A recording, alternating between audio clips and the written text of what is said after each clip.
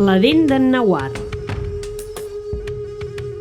En Clio avui vol conèixer les coves prehistòriques de Serinyà i li ha demanat permís a la seva mare per anar-hi en bicicleta seguint la ruta de BTT del Pla de Martís, que passa pel costat de la platja d'Espolla i arriba fins a les coves. En Clio pedala entusiasmat imaginant-se com devien viure la gent de la prehistòria.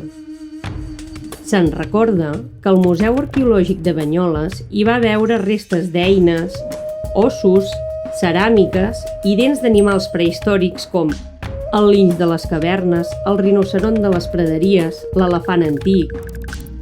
Fins i tot hi havia una dent de l'humà més antic de Catalunya. Sense adonar-se'n, en Clio arriba al parc de les coves de Serinyà. Comença la visita veient les excavacions de la cova de l'Arbreda.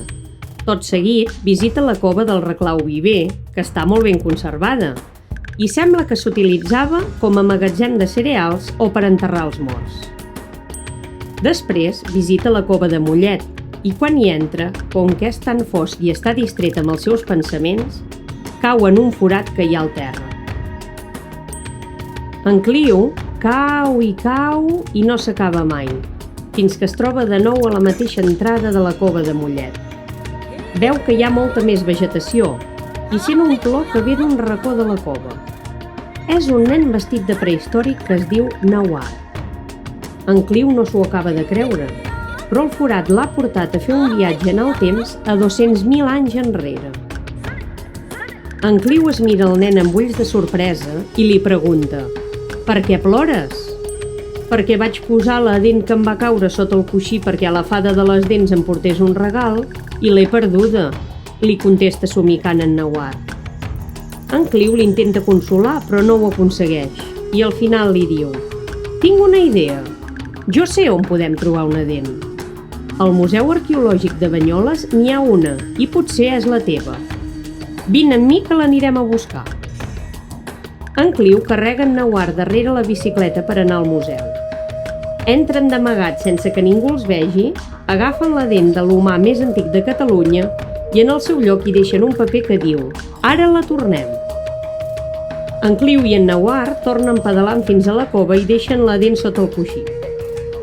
Com que es fa fosc, en Clio es queda a dormir amb en Nahuar.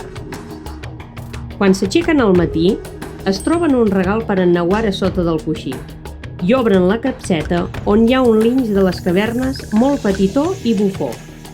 «Quina mascota més bonica!» En Nahuar és molt feliç i en Clio també perquè ha fet un bon amic. En Clio s'acomiada d'en Nahuar i mentre torna en bici a casa va pensant com tornarà la dent al museu. No hi comptava que la fada se l'emportaria. Entra de nou al museu i es troba la dent al seu lloc amb un paperet que posa: «Gràcies pel teu ajut, Clio. Signat, Fada de les Dents».